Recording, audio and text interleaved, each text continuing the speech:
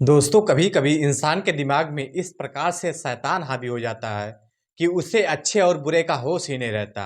और जब तक वह होश में आता है तब तक काफ़ी देर हो चुकी होती है, जिसकी वजह से ना जाने कितने लोगों की जिंदगियां भी तबाह हो जाती हैं।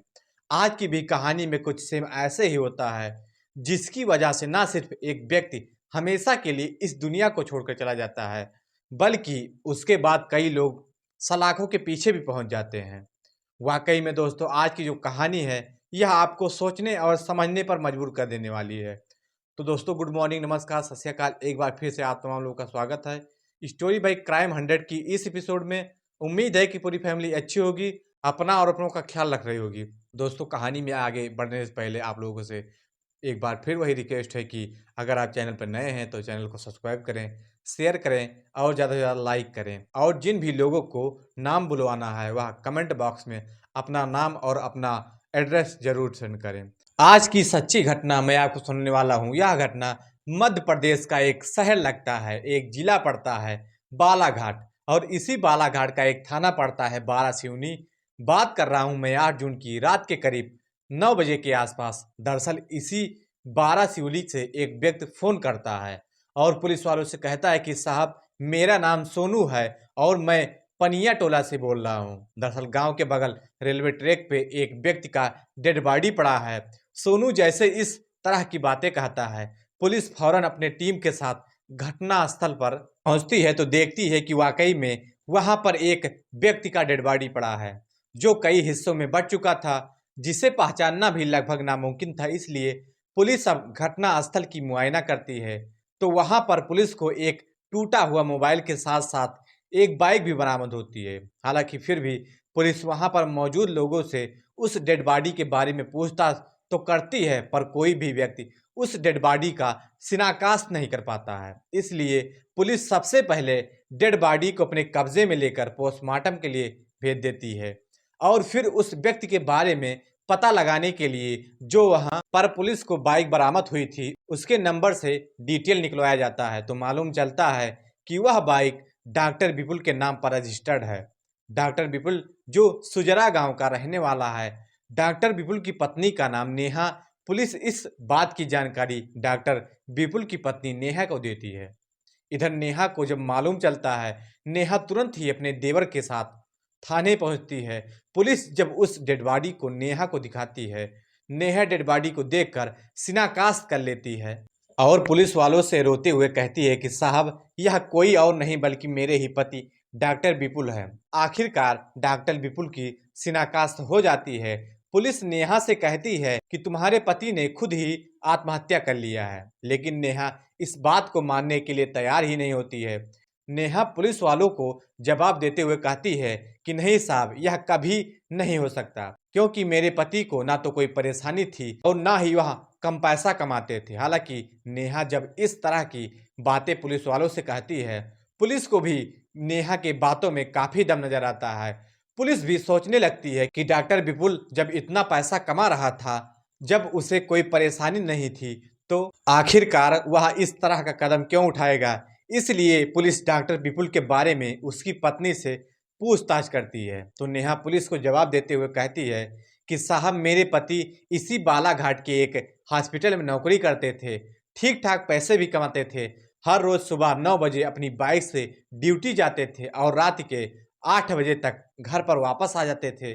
नेहा जब यह सारी बात बताती है, पुलिस अब सच्चाई का पता लगाने लगती है कि आखिरकार डॉक्टर विपुल ने इस तरह का कदम क्यों उठाया। पुलिस अब सच्चाई का पता लगाने के लिए सबसे पहले डॉक्टर विपुल के मोबाइल नंबर का कॉल डिटेल निकालती है, लेकिन पुलिस जब कॉल डिटेल को चेक करती है तो उसमें भी कुछ ऐसा नहीं मिलता है जिससे पुलिस को लगे कि विपुल ने इस तरह का कदम क्यों उठाया है। पुलिस भी अब सोच में पड़ जाती है कि आखिरकार सच्चाई का कैसे पता लगाया जाए।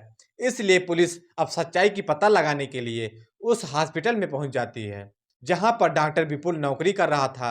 हॉस्पिटल के कर्मचारियों से पुलिस जब डॉक्टर विपुल के बारे में पूछताछ करती है तो कर्मचारी पुलिस को जवाब देते हुए कहते हैं कि हाँ साहब, डॉक्टर विपुल कुछ दिनों से परेशान तो थे, लेकिन परेशानी क्या थी हमें इस बारे में कुछ भी नहीं मालूम है। पुलिस को भी समझ में नहीं आता है कि आखिरकार सच्चाई का पता कैसे लगाया जाए। इसलिए पुलिस अब सच्चाई की पता लगाने के लिए अब डॉक्टर विपुल के बैंक अकाउंट नंबर का डिटेल निकालती है। डिटेल को जब चेक करती है तो मालूम चलता है कि उसमें एक ऐसा अकाउंट नंबर था जिस पर डॉक्टर विपुल ने कुछ ही महीनों के अंदर 10 लाख रुपए ट्रांसफर किए थे। पुलिस जब उस बैंक अकाउंट नंबर का डिटेल निकालती है तो मालूम चलता है कि वह नंबर किसी मनीष दादरे के नाम पर रजिस्टर्ड है। मनीष, जिसकी उम्र लगभग 26 साल, जो कि मुरारी मोहल्ले का रहने वाला होता है। दरअसल यह मनीष कोई और नहीं बल्कि उसी हॉस्पिटल के सामने एक मेडिकल में नौकरी करता है। पुलिस को जब मनीष के बारे में मालूम चलता है, पुलिस भी अब सोच में पड़ जाती है कि आखिरकार डॉक्टर विपुल मनीष जैसे इंसान के अकाउंट पर 10 लाख रुपए को ट्रांसफर क्यों करेंगे। यही सब पूछताछ करने के लिए पुलिस मनीष को अपने थाने बुला लेती है और फिर मनीष से उन सारे पैसों के बारे में पूछताछ करती है, जिसका मनीष सही तरीके से जवाब नहीं देता है। इसलिए पुलिस को पूरा यकीन हो जाता है कि शायद मनीष डॉक्टर विपुल के परेशानियों के बारे में जरूर कुछ जानता होगा। लाख पूछने के बावजूद भी मनीष जब सच्चाई नहीं बताता, आखिरकार पुलिस अब मनीष के साथ सख्ती से पेश आती है। पुलिस जैसे ही अपना सख्ती दिखाना शुरू करती है, आखिरकार मनीष अपनी सच्चाई कबूल कर लेता है। लेकिन मनीष जब इस घटना की पूरी कहानी बताता है तो वाकई में इसे सुनने के बाद खुद डॉक्टर विपुल की पत्नी नेहा को भी अपने कानों पर यकीन नहीं होता है। दरअसल इस कहानी की शुरुआत होती है घटना से ठीक 2 साल पहले। मनीष जो ऑलरेडी शादीशुदा है, बल्कि उसके 2 बच्चे भी हैं। मनीष की एक साली है जिसका नाम सोनम। सोनम, जिसकी उम्र लगभग 21 साल के आसपास, जो अपने ही इलाके से एमएससी की पढ़ाई कर रही होती है। लेकिन सोनम अपनी बहन के साथ ही रहती है।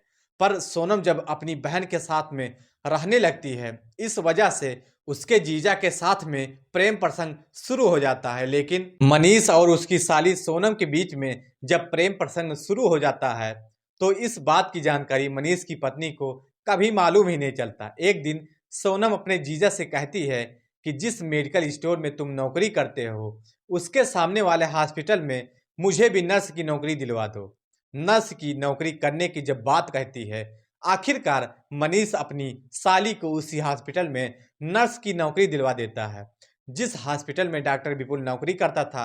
हॉस्पिटल में नौकरी करने के लिए सोनम जब जाती है और पहली बार जब डॉक्टर विपुल को देखती है तो डॉक्टर विपुल की पर्सनालिटी देख पहली नज़र में उस पर फिदा हो जाती है।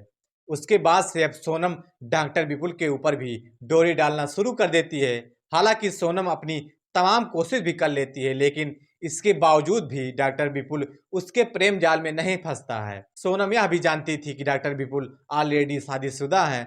अपनी तमाम कोशिश करने के बावजूद भी डॉक्टर विपुल जब उसके प्रेम जाल पर नहीं आता है, आखिरकार अब डॉक्टर विपुल को अपने प्रेम जाल में फंसाने के लिए एक षड्यंत्र बनाती है। दरअसल एक दिन शाम के वक्त जब मौसम खराब हो जाता है, सोनम डॉक्टर विपुल से कहती है कि शाम के वक्त जब घर जाना मुझे भी रास्ते में छोड़ देना। डॉक्टर विपुल भी आगे पीछे कुछ भी नहीं सोचते शाम के वक्त जब अपने हॉस्पिटल से निकलते हैं, सोनम को भी अपनी बाइक पर बिठा लेते हैं। पर जैसे ही दोनों शहर से बाहर निकलते हैं, आखिरकार मौसम खराब होने की वजह से बारिश होने लगती है और फिर दोनों एक पेड़ के नीचे छुप जाते हैं। दोनों काफी देर तक उस पेड़ के नीचे खड़े तो रहते हैं, लेकिन बारिश रुकने का नाम ही नहीं लेता है। काफी देर तक वहां पर खड़े होने की वजह से दोनों भीग भी जाते हैं। इसलिए अब सोनम इस मौके का फायदा भी उठा लेती है। भीगे हुए कपड़ों में सोनम डॉक्टर विपुल के गले लग जाती है। जब गले लग जाती है, डॉक्टर विपुल भी अपने आप को रोक नहीं पाता है और आखिरकार उसी पेड़ के नीचे दोनों के बीच में अवैध संबंध बन जाता है। और एक बार जब यह सिलसिला शुरू होता है, उसके बाद से कभी रुकने का नाम ही नहीं लेता है, बल्कि उसके बाद से जब भी दोनों को मौका मिलता है, दोनों एक दूसरे से मुलाकात ही नहीं करते, बल्कि दोनों अपनी ख्वाहिशें भी पूरी करते हैं। लेकिन सोनम का जब डॉक्टर विपुल के साथ में प्रेम प्रसंग शुरू होता है, इस बात की जानकारी ना तो उसके जीजा मनीष को मालूम चलता है और ना ही डॉक्टर विपुल की पत्नी नेहा को मालूम चलता है। जब कुछ महीने का समय गुजरता है, इधर सोनम को जब पूरा यकीन हो जाता है कि डॉक्टर विपुल उसके प्रेम जाल में पूरी तरीके से फंस चुका है, अब सोनम अपनी दिल की बात डॉक्टर विपुल के सामने रखती है। दरअसल सोनम डॉक्टर विपुल से कहती है कि तुम मुझसे शादी कर लो। शादी करने की जब बात कहती है, विपुल सोनम से शादी करने के लिए तैयार ही नहीं होता है।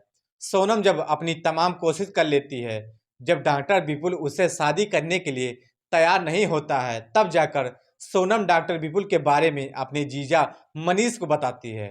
इधर मनीष को जब मालूम चलता है कि उसकी साली का डॉक्टर विपुल के साथ में प्रेम प्रसंग ही नहीं शुरू हो चुका है, बल्कि डॉक्टर विपुल के साथ वो शादी भी करना चाहती है, यह जान करके मनीष भी एकदम से परेशान हो जाता है। दरअसल मनीष को अब यह डर सताने लगता है कि अब उसकी साली उसके हाथ से जाने वाली है, लेकिन चाह करके भी मनीष अपनी साली को रोक नहीं सकता था।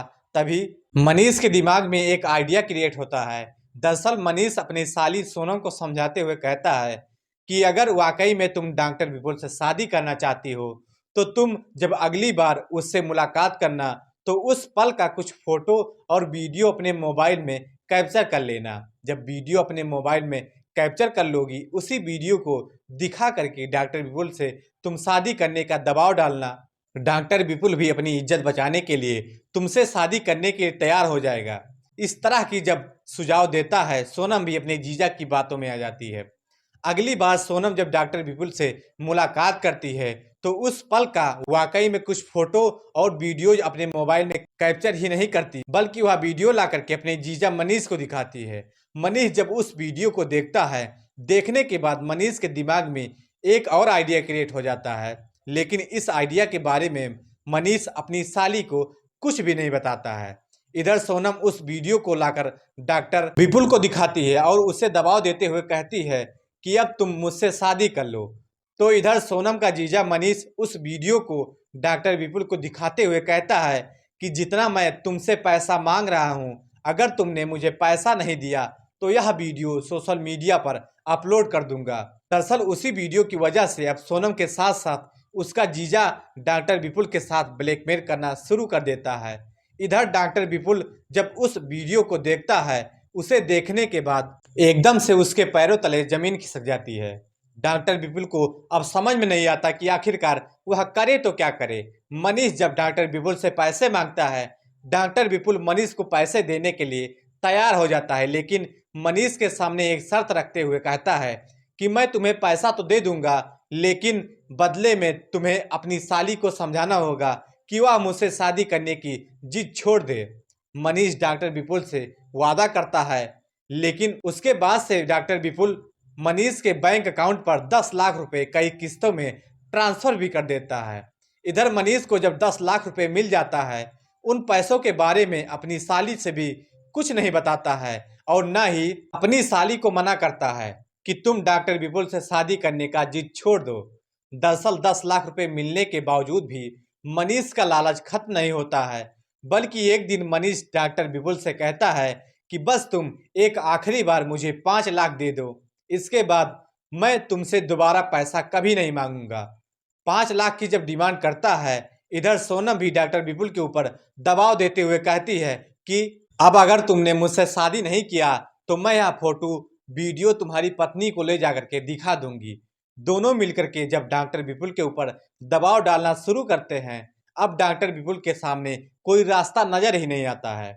दरअसल इतना सब कुछ होने के बावजूद भी डॉक्टर विपुल इस बारे में अपनी पत्नी नेहा से कुछ भी नहीं बताता है। इधर दोनों जब डॉक्टर विपुल के ऊपर दबाव डालना शुरू करते हैं, डॉक्टर विपुल भी अब सोचने लगता है कि इस तरीके से जिंदगी भर में जो पैसा कमाऊंगा, मुझे वह सारा पैसा मनीष को देना पड़ेगा, और अगर मैंने मनीष को पैसा देना मना कर दिया, मनीष उस वीडियो को सोशल मीडिया पर अपलोड कर देगा, जिसकी वजह से मैं समाज में किसी को मुंह भी नहीं दिखा पाऊंगा। और इधर सोनम भी मुझसे शादी की डिमांड कर रही है, मैं किसी कीमत पर नहीं कर सकता हूं। जब डॉक्टर विपुल को कोई रास्ता नजर नहीं आता है, तब आखिरकार मजबूर होकर वो अपने आप को इस दुनिया से खत्म करने का फैसला कर लेता है।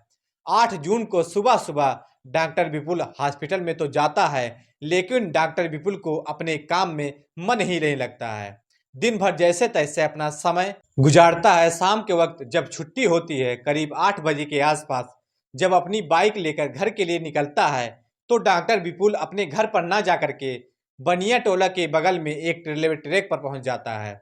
बगल में ही अपनी बाइक खड़ी कर देता है और खुद जाकर के रेलवे लाइन पर सो जाता है। थोड़ी देर के बाद जब उस रेलवे लाइन पर ट्रेन आती है, डॉक्टर विपुल उसी ट्रेन के लपेटे में आ जाता है, जिसकी वजह से डॉक्टर विपुल की घटना स्थल पर ही मौत हो जाती है। वाकई में मनीष जब इस पूरी घटना को पुलिस वालों को बताता है, पुलिस मनीष के तहरीर पर उसकी साली सोनम को भी गिरफ्तार करके लाती है। पुलिस जब इन दोनों को गिरफ्तार कर लेती है, अगले दिन जिला अदालत में पेश करती है, जहां से इन दोनों को जेल तो भेज दिया जाता है। लेकिन पुलिस जब इस केस का खुलासा करती है, जब डॉक्टर विपुल की पत्नी नेहा को मालूम चलता है, तो रोते हुए पुलिस वालों से कहती है कि काश अगर मेरे पति ने इस पूरे मसले के बारे में एक बार भी मुझसे बातचीत किया होता, तो शायद हम दोनों मिलकर कोई ना कोई रास्ता जरूर निकाल लेते और शायद मेरा पति आज इस दुनिया में जिंदा होता। तो दोस्तों, इस पूरी घटना को सुनाने का उद्देश्य किसी को परेशान करना नहीं था, किसी का दिल दुखाना नहीं था, हालांकि आप लोगों को जागरूक करना था, आप लोगों को सचेत करना था। तो दोस्तों, कहानी कैसी लगी कमेंट सेक्शन में ज़रूर बताएं। अगर चैनल पर नए हैं तो चैनल को सब्सक्राइब करें, शेयर करें और ज़्यादा से ज़्यादा लाइक करें, ताकि हमें भी मोटिवेशन मिलता रहे। तब तक के लिए जय हिंद, जय भारत।